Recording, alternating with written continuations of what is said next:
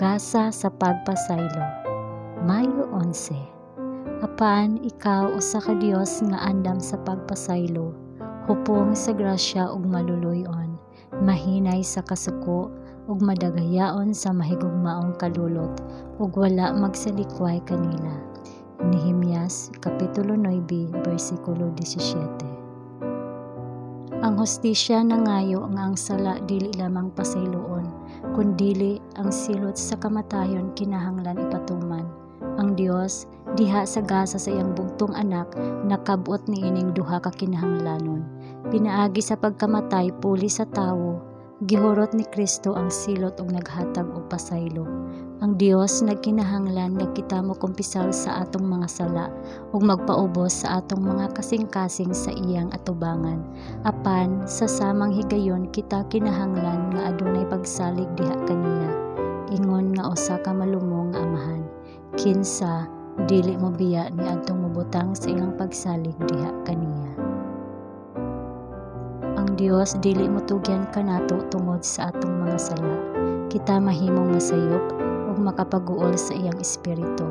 Apan kung kita maghinulsol ug moduol kaniya uban sa mahinulsolon nga mga kasing-kasing, siya dili motalikod kanato. Adunay mga babag nga tangtangon, ang sayop nga mga pagbati gimahal, ug dihay garbo, pagkabusog sa kaugalingon, pagkawalay pailob ug pagbagulbol. Kining tanan nagpahimulag kanato gikan sa Dios. Ang mga sala kinahanglan isugid, kinahanglan adunay mas lawom nga buhat sa grasya sa kasing-kasing. Kinahanglan kitang magkat-on diha sa eskwelahan ni Kristo. Walay lain gawas sa iyang pagkamatarong ang makahatag kanato og katungod sa usa sa mga panalangin sa pakigsaad sa grasya.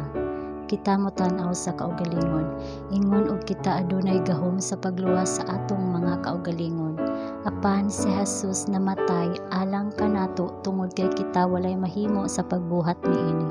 Diha kaniya ang atong paglaom ug ang atong pagkamatarong. Si Jesus mao lamang ang atong manluluwas, ug bisan og minilyon ang nagkinahanglan nga ayuhon, mosalikway sa iyang gitanyag nga kaluoy. Walay usa nga mosalig sa iyang mga merito ang pasagdan nga mawala. Mahimo nimong makita nga ikaw makasasala ug wala nay mabuhat. Apan niini nga asoy lamang nga kinahanglan nimo ang usa ka manluluwas. Kung naa kay sala nga isugid, ayaw kawad-i og panahon. Kini nga mga higayon bulawanon.